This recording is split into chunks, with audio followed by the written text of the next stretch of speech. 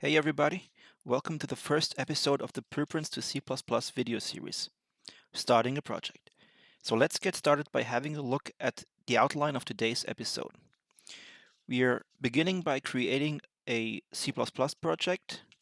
You can usually create Blueprints project as well as C++ classes, but then you have to restart the editor to make it aware of all the changes and so on. So it's better if you're using C++, start with a C++ project. And after that, we will briefly cover some editor settings for setting the C++ IDE of choice. And then we get the main topic of this video. Like in many video games where you are immediately thrown into action, I want to take the opportunity to throw you at the deep end and get you started with a small conversion example.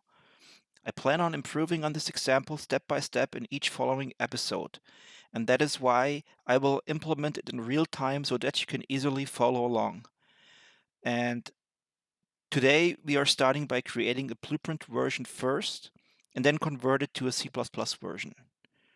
And based on that example, I will really show you how to best create C++ classes, cover Unreal code structure, naming conventions, and some general topics.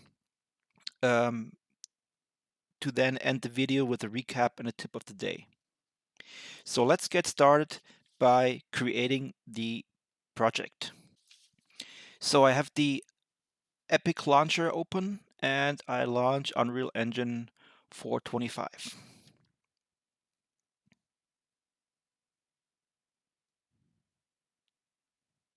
And we are going to select Games. We are starting with a blank project, changing it from blueprints to C++, and it's important to start or use the starter content because we are going to use some assets later on.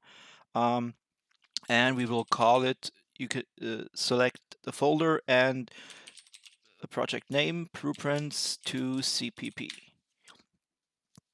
C++. Okay.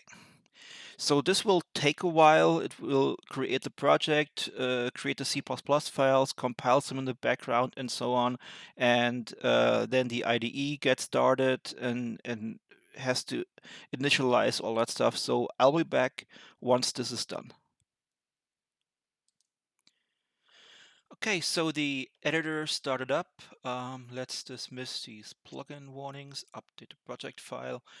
So the first thing that we are going to do is create a new folder, call it blueprints, and another new folder, call it levels, and I will start by creating a new blank level, default, and save it in the levels folder. Let's call it episode 1.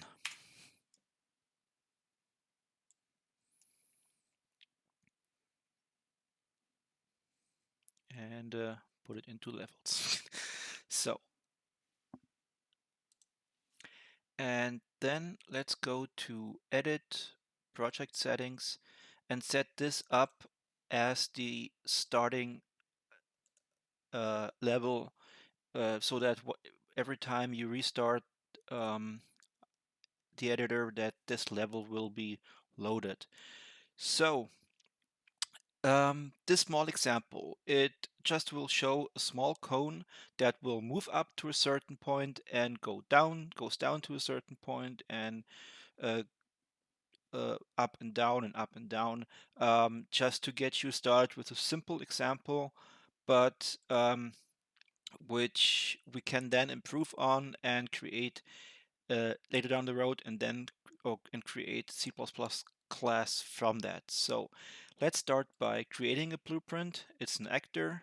Uh, Call it blueprint cone BP, because we will have a BP cone class later. So we just call it BP at the end that we can see, okay, this is the blueprints only version. Okay, let's open up the blueprint class and put it into that tab up here. Here you can see the viewport, and the next thing that we need, because it's a cone, we need to add a static mesh component. So static mesh, and in the static mesh itself, we select the cone, compile it, save it, and now we can place it somewhere in the environment. So let's have a look at what we can do to get it moving up and down. Remove the begin overlap, we don't need it. So we start by creating a couple of variables. Bool is up. Then we need a max, or let's start with min height. The minimum height it goes down to, and change it to a float. Let's call max height. And another one, max value that defines the actual height it's going up. So let's compile this first, that we can set default values. Oh, and we need a speed component, of course. We make these public so that we can change those values, or let's say only max and speed. The speed, let's compile. The speed will be like 50, and the max value will be 200. So, and in BeginPlay, we are, let's say, setting up to true so that it starts going up. We then need a current, the current C value that the cone is on. Set this as well. And the current C is actually get actor location, split the structs, and set it to that C value. And the same with the min height, set it to that value as well. And the max height will be the C value plus max, and set this. So that in BeginPlay, we initialize the values, and you can see here it's not big craft, but it's getting a little bit more like all the noodles and stuff, and that's what but it's my opinion as a programmer. For me, it's easier to read code, and we'll later on show you how the code will look like. Then in the tick function, so this is where we calculate based on every frame the seconds that have been the game has gone on. We multiply this, let's say, with the speed. We have that speed value here, and then we need to figure out, okay, are we going up or down? Let's get up. Oh, not E up, is up. Then we have our current C value. Let's put this down. Oops. I hate these things always like that. And do the current C plus this one, or we do the current C minus.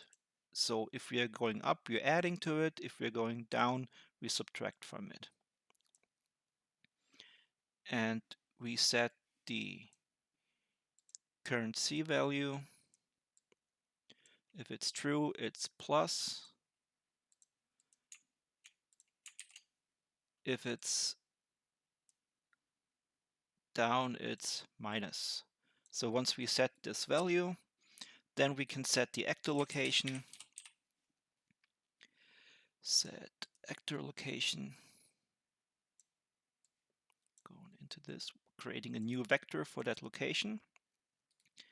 So, but what we need is the actual location. Make a vector.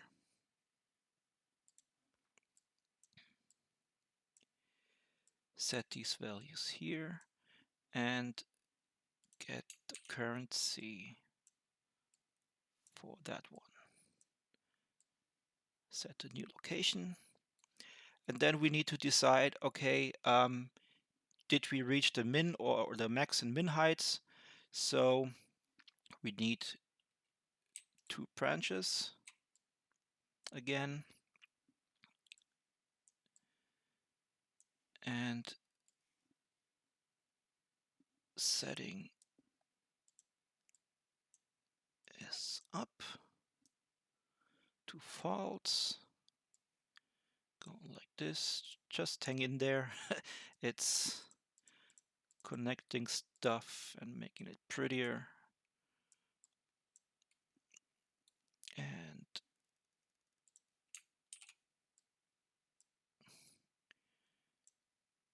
setting it to true. Okay, now we need to figure out the condition for these branches. And that means, did we reach the height or the min level? So let's compare currency. Duplicate this here as well. And check if it's greater than the max height. And if it's the max height, we hook it up to the condition here. Then we set it to false. If not, it checks the other way around. Let's see, that means compared to this up here, compare this to the min height. So, and then set this to true. So up, let's compile this, save it, and simulate play and see if it works. And we can see it works. In our cone, it goes down and up. We can set the max value. So let's say we stop it and set it maybe, or let's change the speed to 70. And you can see it moves faster up and down. So we did a simple blueprint. You can see it's not a big graph, but it's tedious to understand or to create these plus and multiply nodes and so on. And the bigger the graph gets, it's yeah, the more the more difficult it is to understand the flow if you didn't really do it.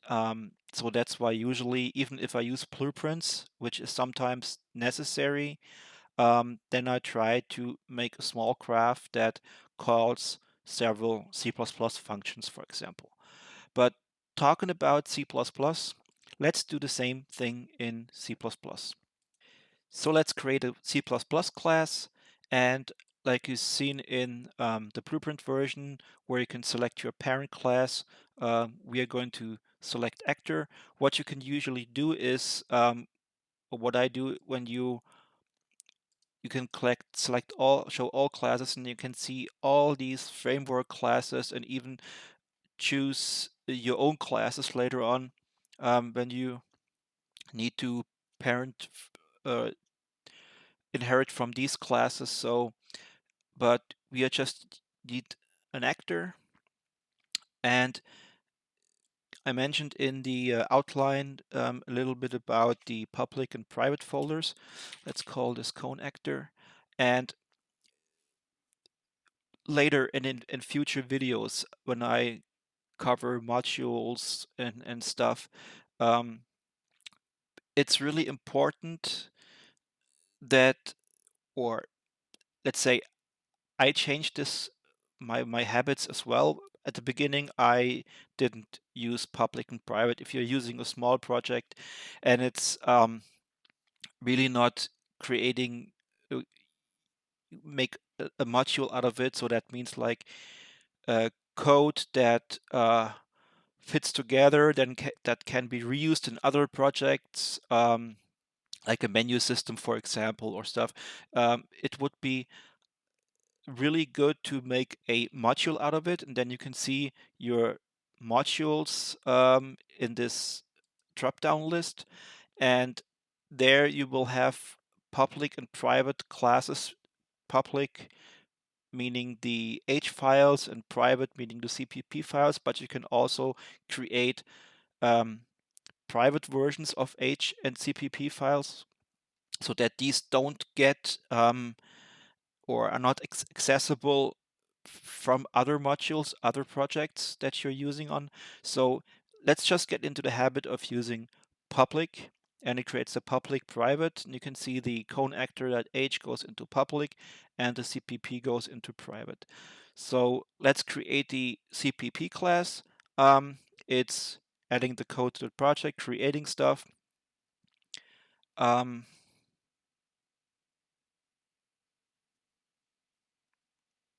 so, and depending on it's compiling the code, it's opening the editor. So like I mentioned in my introduction video, that Writer is the editor of choice.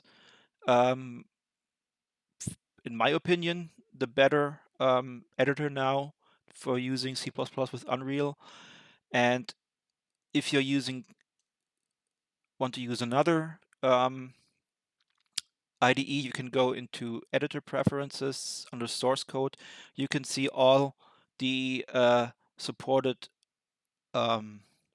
editors, and like Visual Studio, Visual Studio Code, C-Line, or Writer. I use Writer, and over the next videos and so you will really see why this is really my IDE of choice. So that's that, and let's have a look at the class that it's created. So the cone actor has an H file and a CPP file.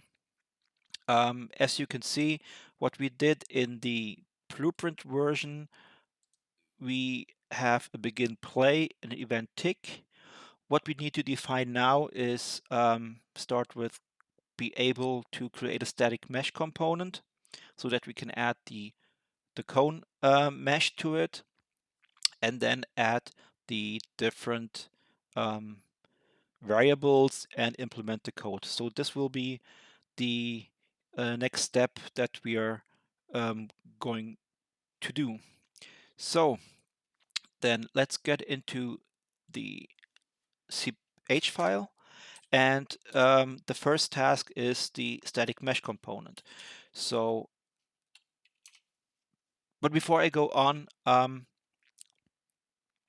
this is a real, like I mentioned, is a small example to really get you started. So I want you to not worry about if you don't understand anything that's going on right now. It's like an example for following along and enjoying the ride. And um, I will cover all these different things in future episodes in detail. Like the next episode will be U property, for example, um, and will explain everything about it, and like what I do right now here with edit anywhere, make it blueprint read only, and giving it maybe a category of components, for example. So what you can see here is we have a scene component and we have a static mesh component. So we need two variables. The scene is a scene component. It's a pointer and to a class. So this is how the system works underneath, that classes you will have pointers, and that you need to define and for structs. But I will go into, let's just get along and continue with this. So we call it scene, and let me just copy this and have a use static mesh component. So you can see like these components that you can add, the classes are called components. You have and many more components that you would add the similar way. So let's call this cone mesh, for example, and now we can implement it, because now we just declared it, but we need to be able to add it to that class so that it appears in the hierarchy, in the that it's actually an object that it's created. So let's go back and go into the CPP file, and in here what we need to do is our scene. So these objects, you don't use new or delete and stuff in the Unreal game framework. You let Unreal create objects, and their garbage collection will take care of deleting, and that's why we use U properties. So you declare a variable that it's that Unreal handles it, but like I mentioned, I will go into real details in the next episode. So let's just create these objects. So use scene component, then we need to give it a name, and let's call it scene. And then we have our cone mesh, and do the same stuff. U static mesh component. Text, and let's say we called it static mesh, I think, in the, let's call it that. So, and now we just need to attach it to the hierarchy. So what we do is the scene, set up attachment to the root component. So get root component, and then the cone mesh, cone mesh dot setup attachment, and we are attaching it to the scene. So that's that. Let's compile. Control-Shift-B usually compiles. And what you can see here, and that's what I love about Rider, you can see, okay, it has a connection to Unreal and the blueprints. So there are no derived blueprints right now from this class, or these variables aren't changed in blueprints. And this is really something that Visual Studio doesn't have, and is really an awesome feature. So the build succeeded, it compiled, and let's go to the editor. Let's save our scene, and in blueprints, let's say, and now, and this is an important thing, like I mentioned also in the introduction, or I will always say it, there is no C++ only or blueprints only. It's always a good combination of both. It's just that it's important that you get your core functionalities like variables and functions in C++ and level dependent stuff in blueprints. or if you're first prototyping, and sometimes this might be easier for some in visual scripting to get things done because you don't have to compile the code in the in the IDE, and sometimes need to restart the IDE to see the changes. So blueprint visual scripting is sometimes really helpful in prototyping and stuff, but when it comes down to the real thing, um, you need to have at least the variables defined in a base C++ class, and then create a blueprint class from it, like what we are doing here now in a few seconds. And even if you have blueprint scripts, it's a lot easier to convert them to C++ later if you have a C++ base. If not, and I will show this at the end of the video, when we reparent this guy to our class, that there will be problems and errors that you need to fix once you're changing it from a pure blueprint to a C++ base. So let's create a class, a blueprint class, and now you can see here we have the standard stuff, but we need our own class. So you click in all classes and then type for cone actor, and you can see here cone actor, that's the class that we created, that we compiled, selected, and now this blueprint, we call it cone. This one is inheriting our class. You can see it in native parent class in that box. It says blueprints to cpp.coneActor, and if you look at it here, it's this normal standard actor class. So if you open this up, you can see now that compared to, it's a little bit different. They call it seed root here, but it's essentially the same. So the stuff that we created here, the two components, created the objects and set up the attachment.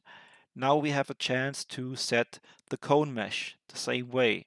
So we picked the cone, you can see the cone here, and let's put it into the environment, and you can see it's the same stuff, but it now misses, of course, the rest of the functionality. And I think, like, this video is almost or 30 minutes long now. This would be a perfect time to take a break and continue the rest of it, like creating the variables and the functionality in BeginPlay and Tick in the next episode. So thanks for watching, and looking forward to see you in the next part of episode 1.